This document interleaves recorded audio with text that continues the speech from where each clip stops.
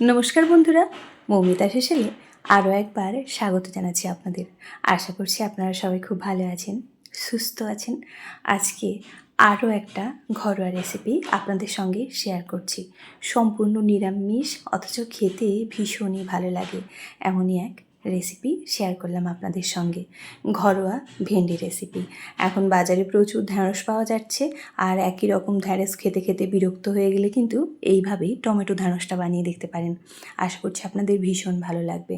ভাতের সাথে ডালের সাথে যেমনি ভালো লাগে, তেমনি রুটি পরোটার সাথেও কিন্তু বেশ ভালো লাগে। তাই রাতে ডিনারে কিংবা দুপুরবেলার লাঞ্চে কিন্তু এরম ভেন্ডি রেসিপিটা রাখতে পারেন। ভীষণই ভালো হয় খেতে, আর একেবারে অল্প উপকরণে রান্নাটা হয়ে যাবে। তার জন্যই দেখুন এখানে আমি 250 গ্রাম ভেন্ডি নিয়েছি। প্রথমেই কিন্তু ঢ্যাঁড়সগুলোকে বেশ ভালো করে ধুয়ে নিচ্ছি। আর ঢ্যাঁড়সটা সবসময় আগেই ধুয়ে নেবেন, তা না হলে কিন্তু বড্ড বেশি এই ঢ্যাঁড়সের যে লালা লালা ভাবটা থাকে সেটা কিন্তু বেরিয়ে আসে, তখন রান্নার ক্ষেত্রে কিন্তু অনেক অসুবিধে হয়। তাই প্রথমেই ভেন্ডিটা জলে দিয়ে দেখুন ভালো করে জল ঝরিয়ে তুলে নিতে হবে।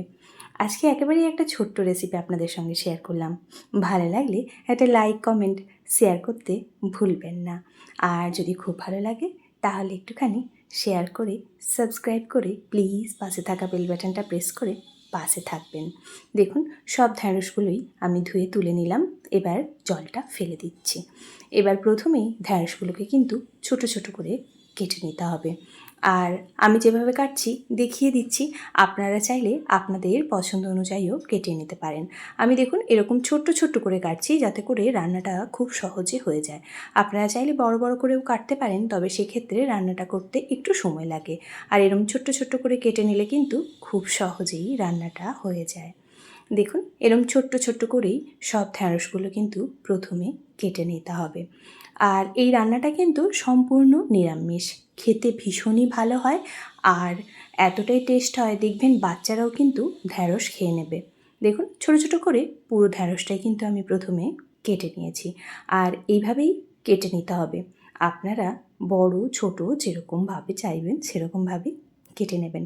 এবারেই চলুন আজকে এই ঢ্যাঁড়সটা একদম অল্প মশলায় কিভাবে বানালাম দেখতে থাকুন।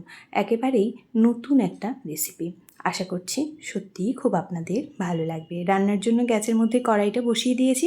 এবারেই দিয়ে দিলাম সাদা তেল। আর এই রান্নাতে কিন্তু সাদা তেলটাই দেবেন, ভালো লাগবে খেতে। সর্ষের তেল দিলে বড্ড বেশি ঝাঁঝ হয়ে যাবে। তার মধ্যেই ফোড়ন দিলাম অল্প একটুখানি জিরে, গোটা জিরে ফোড়ন দিলাম। আর ঝালের জন্য দিয়ে দিচ্ছি কাঁচা লঙ্কা, ওই পাকাগুলো দেখে দেখেই দিয়ে দিয়েছি। আপনারা ঝালটা যেরকম পছন্দ করবেন ওই অনুপাতেই কাঁচা লঙ্কার ব্যবহারটা করবেন। এবারেই এর মধ্যে অ্যাড করে দিচ্ছি কেটে ধুয়ে রাখা ভেন্ডিগুলো। এই ভেন্ডিটা দিয়ে ওপর থেকে দিয়ে দেব অল্প একটুখানি লবণ, অবশ্যই টেস্ট বুঝে দিতে হবে। দিয়ে ভালো করে এবার নাড়িয়ে চাড়িয়ে রান্নাটা করে নিতে হবে। আপনারা চাইলে অল্প একটুখানি মিশিয়ে নিয়ে ঢেকেও রেখে দিতে পারেন 2 মিনিট। তবে ঢ্যাঁড়সগুলো খুবই নরম ছিল, তাই আমি আর ঢেকে রান্নাটা আজকে করলাম না। একেবারেই লো ফ্লেমে রেখে এরকম বেশ খানিকক্ষণ নাড়ালেই দেখবেন সফট হয়ে গেছে ভেন্ডিগুলো। আর দেখুন ভেন্ডির মধ্যে কিন্তু কালার ধরতেও শুরু করেছে। এই পর্যাতেই দিয়ে দেবো এখানে আমি একটা টমেটো, একেবারেই লাল পাকা একটা টমেটো দিয়ে দিলাম। আর কালারের জন্য দিচ্ছি হলুদের গুঁড়ো। দিয়ে এই টমেটোটা যত সময় না সফট হয়ে যাচ্ছে সেই পর্যন্ত কিন্তু রান্নাটা করতে হবে। আর টমেটো থেকেও একটুখানি জল ছাড়ে, ওই জলেই কিন্তু এই ঢ্যাঁড়সটা দেখবেন খুব সুন্দরভাবে সেদ্ধ হয়ে যাবে। দেখুন সুন্দরভাবে টমেটোটাও সফট হয়ে গেছে, আর ভেন্ডিটাও আরও সফট হয়ে গেছে। এবারেই এর মধ্যে অ্যাড করছি পোস্ত। গোটা পোস্তই আমি এখানে দিয়ে দিলাম 1 টেবিল চামচ মতো। এই পোস্তটার জন্যই কিন্তু টেস্টটা দ্বিগুণ হয়ে যাবে। এবার আপনারা যদি চিনি মিষ্টি পছন্দ করে ভেন্ডির মধ্যে, সেক্ষেত্রে অল্প একটুখানি চিনিরও অ্যাড করতে পারেন। আমি কিন্তু আর চিনিটা দিলাম না। টেস্টটা যেহেতু বাড়াতে হবে তার জন্যই দেখুন এখানে আমি 1 প্যাকেট ম্যাগি মশলা দিয়ে দিলাম।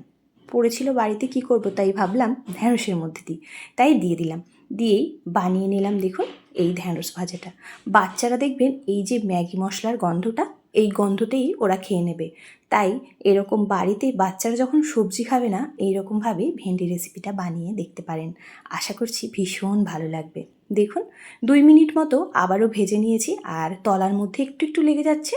এবারেই বুঝতে হবে একেবারেই ভেন্ডি ভাজাটা রেডি। দেখুন এরকম ঝরঝরে ভেন্ডি ভাজা একেবারেই রেডি হয়ে গেল একদম অল্প সময়ে আজকের এই ভেন্ডি রেসিপি। আপনাদের কেমন লাগলো অবশ্যই কমেন্ট বক্সে জানিয়ে যাবেন। ভালো লাগলে লাইক, কমেন্ট, শেয়ার, সাবস্ক্রাইব করবেন। এতটা সময় আমার সঙ্গে থেকে আমার এই রেসিপিটা দেখার জন্য আপনাদের অসংখ্য ধন্যবাদ। ভালো থাকবেন, সুস্থ থাকবেন। দেখা হবে পরের ভিডিওতে।